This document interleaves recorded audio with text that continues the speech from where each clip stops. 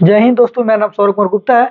आज मैं बात करूंगा बीपीएससी ट्रायल 3.0 री एग्जाम 2024 के बारे में। आपको पता है कि बीपीएससी में हम जो ट्रायल 1 ट्रायल 2 चला था, उसके आधार पर कटअप के बारे में भी बताए थे। और ये मेरा कटअप का दूसरा वीडियो है टीजीटी सामाजिक विज्ञान के बारे में। और ये दूसरा वीडियो इसलिए है क्योंकि आरक्षण, आपको पता है कुछ दिन पहले ही आरक्षण रद्द हो गया है। जब आरक्षण रद्द हो गया था, आरक्षण पहले था 65, कहा जा रहा था कि 65 पर आरक्षण बनेगा, लेकिन आरक्षण रद्द कर दिया गया। और बीपीएससी के द्वारा बताया जा रहा है कि 50% आरक्षण पर रिजल्ट दिया जाएगा। जब 50% आरक्षण पर रिजल्ट दिया जाएगा तो कटअप में कुछ ना कुछ बदलाव होगा। उस आधार पर टीआरई 2 में कटअप क्या बना था और टीआरई 3 में संभावित कटअप कितना बनेगा, उसके बारे में मैं बताने वाला हूँ। ये नहीं कि जो मैं कटअप बना दी हूँ 100% सत्य हो, लेकिन कोई भी कटअप संभवतः कम नहीं बता सकता है कि कितना जाएगा कि नहीं जाएगा, लेकिन अनुमानित बता सकता है कि इतना ज्यादा। आज ही एक टीचर के द्वारा मैं कटअप देख रहा था, तो उसमें बता रहे थे हिंदी का कटअप 90 से 92 यूआर का, ये जो कभी संभव हो ही नहीं सकता है कि हिंदी का कटअप 90 से 92 जा सकता है टीजीटी का। और वो बता रहे थे पीजीटी का कटअप बता रहे थे हिंदी का 80 से 85 कभी नहीं जा सकता है, क्योंकि आपको पता है कि जो ये स्टेट में जो पुराने ही अभ्यर्थी रहेंगे तो वही ना अभ्यर्थी उस फॉर्म को भर पाएंगे, नए अभ्यर्थी आएंगे ही नहीं। और उसमें भी जो लोग फॉर्म भरे हैं तो जनरल कैटेगरी के हैं, तो जनरल कैटेगरी में सबसे ज्यादा लोग आते हैं, 60 से 70% लोग तो जनरल के हैं। और जिनको कैटेगरी में रहेंगे तो उनको सबसे ज्यादा फायदा होने वाला है। तो कटअप इतना हाई कैसे जा सकता है? तो क्या कटअप बता रहे हैं लोग, हमको समझ में नहीं आ रहा है। काफी लोग ऐसे ऐसे टीचर हैं लोग, लेकिन उनका बात हम नहीं करेंगे। यहाँ बात करने वाले अपना बात करेंगे टीआई 2.0 कटअप के बारे में, जिसमें बात करेंगे सामाजिक विज्ञान यानी सोशल साइंस के बारे में, जिसमें टीआई 2 में जो कितना कटअप गया था उसके बारे में चर्चा करते हैं। यूआर में 83 गया था और 80 नंबर में 80 में 55 गया था। यूआर फीमेल में 76 गया था और इसमें 51 गया था। यानी धीरे धीरे जैसे कम होते जाएंगे कटअप में गिरावट होती जाएगी। और इसमें कटअप में गिरावट कैसे होता है? जिस वर्ग में लोग कम होते हैं तो कटअप गिरावट होगा। आपको पता है कि बीपीएससी के द्वारा जो ये स्टेट पास किए होंगे ट्रायल 1 ट्रायल 2, तो जो जिनका जो हो गया वो तो दोबारा फॉर्म भरेंगे नहीं।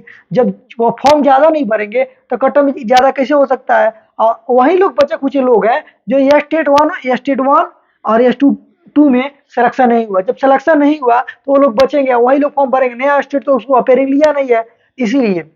यहाँ बात की डब्ल्यू फीमेल का 72, एससी का 68 और एससी फीमेल का 60, एसटी का 60। एससी फीमेल और एसटी का बराबर है, एसटी फीमेल का 61, ईबीसी का 77, ईबीसी फीमेल का 69 और बीसी का 80 और बीसी फीमेल का 72 और बीसीएल का 71। यानी जैसे जैसे कैटेगरी वाइज जाते जाएंगे तो कटअप में गिरावट होता जाएगा। यही स्वाभाविक होता है कि जिस वर्ग में कम रहते हैं तो कटअप में गिरावट होता जाता है। बात करें बीपीएससी ट्रायल 3.0 का संभावित कटअप के बारे में, आपको पता है कि 1 और 2 से छटाकर जितने लोग बचे हैं ये स्टेट वही फॉर्म को भरे होंगे। और यूआर में मानते हैं कि कटअप को हाई जाने की पूरा चांस रहता है, क्योंकि सारे पूरे देश से लोग आए रहते हैं, पेपर देने अभ्यर्थी रहते हैं। यहाँ बात करें कैटेगरी वाइज, यूआर में 80 से 82 मैक्सिमम 80 से 82 जाएगा, उससे ज्यादा नहीं जाने वाला है, क्योंकि क्वेश्चन कुछ ऐसा था कि जो समझ में नहीं आने वाला था। यूआर फीमेल में 71 से 80, ईडब्ल्यूएस में 74 से 78 और ईडब्ल्यूएस फीमेल में 70 से 72, एससी में 64 से 67। यहाँ देखिए ईडब्ल्यूएस और एससी में सीधे गिरावट हो जा रहा है कटअप का, क्योंकि इस कैटेगरी में लोग कम है। और कम कैसे हैं? जो बिहार के लोग होंगे जिनको आरक्षण मिला है, स्वाभाविक ही कम रहेंगे। एससी फीमेल में 60 से 62, एसटी में 56 से 60, सबसे कम एसटी में आता है लोग। इसमें एसटी फीमेल में 58 से 62।